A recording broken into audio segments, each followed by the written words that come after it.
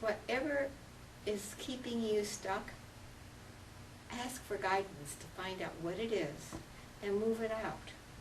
Because if you are stuck in an identity of yourself as something other than the spiritual being that you are stuck in an ego that thinks it is a teacher, a banker, whatever, a minister, or just simply working at GM on the assembly line. Doesn't matter. It doesn't matter what you do. It doesn't matter at all. You get identified with that. You get identified with it.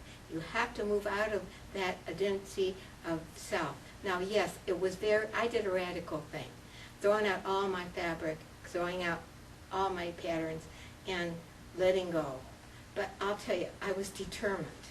I was determined. I wanted to move. And I didn't know any other way to say, yeah, God, I'm in this game, and I'm in it for keeps. And if it means I have to give up this, I will. Now, the friend that I was that went on this journey with me, she played the piano, and she was exquisite. And she had a baby piano in her living room, and she was marvelous. And when I gave up my fabric, and she gave up playing the piano all day when her kids were gone, or when she was as much as I was making clothes, she was playing the piano. That was who she was, and she had to let go of playing the piano. And that was as hard for her to do as it was for me to give up my clothes. So, you know, it's radical, but I want to say to you, maybe you don't have to do that. Maybe that's not yours to do. But I know that when I really got that out of my way, I was able then to use the same talents and abilities in other ways. See, I was focusing on this and doing this, and God wanted me to use these same talents and abilities and move it over here where I could benefit my spiritual growth. So, anyway, the ego is part of the process that we need to look at and let go of, because it's so sneaky. It is very, very sneaky. And when you are at a certain part of your spiritual growth, you start to really look at the ego part of you. And once you say that you want to destroy my ego, I want to become spiritually aligned, because that has to go in order for your perfect spiritual alignment, because it doesn't go in. It's like a squirrel being a human being. It can't be a human being. It has to drop being a squirrel and be a human being. Well, the ego has to be dropped at this point so it can be the spiritual being that it is. Because it isn't a human being, it's a spiritual being. You see, you're a spiritual being, but you think you're a human being.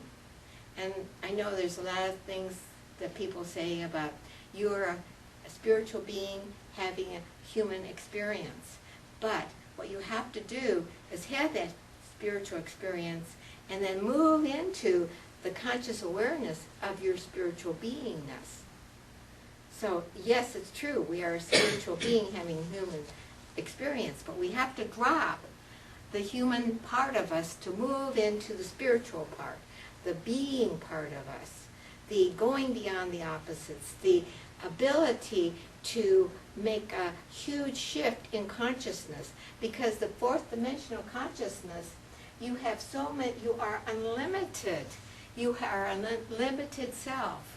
You can move and have your being in many, many aspects. You aren't limited to this body, so to speak. You have other expressions, but only when you get there can you understand what I'm really saying. It's worth it. All I can say is I encourage you to become more spiritually aligned with your spiritual self. And the more you become aligned with your spiritual self, your friendships are going to change. because you're going to see those people in your life that are all in ego, and you no longer can play the role that they want you to play in their ego play. And sometimes I know I had to move out of some of the friendships I had when I was Jane, the dress designer. I had to let go because it was no longer, it didn't serve me anymore. It wasn't the right place for me to live and have my being. I had to move out of that. Like an alcoholic, they tell you don't go back to the bar because you just pick up again. It's so easy to pick up again. And so it's like I stayed out of the fabric store for years. And every once in a while, I go to a fabric store and say, oh, I think I'll make something. And I'll buy a piece of fabric. And I'll bring it home.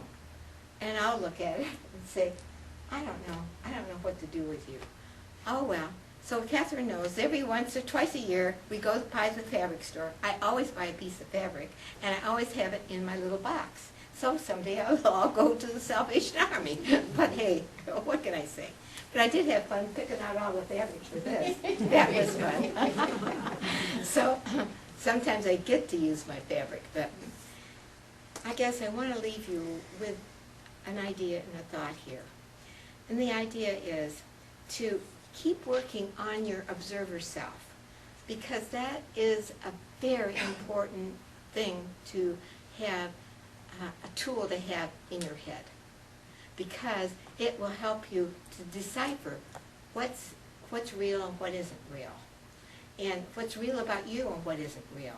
And when you're in your ego and when you're in your personality, what is that doing? And how does your personality work with certain people, and how does your ego feel when it's with certain people? I mean, they're checking this out because it's wonderful to get rid of that part of you that is really quite holding you back, because you're ready to move into this next dimension, or you wouldn't be sitting here. And there's not too many people that want to move into this dimension. This is not a popular class. It is not popular. It's like forgiveness. When I do the 7 steps and the 5th night is forgiveness, I can't tell you how the attendance goes. It's just a magic thing. Half the people that are there are gone. It always happens. And so, well, what can I say? How can you encourage someone to forgive when they don't want to? That's okay. The ones that were there wanted to forgive. And those are the ones, yay, we're going to go forward now.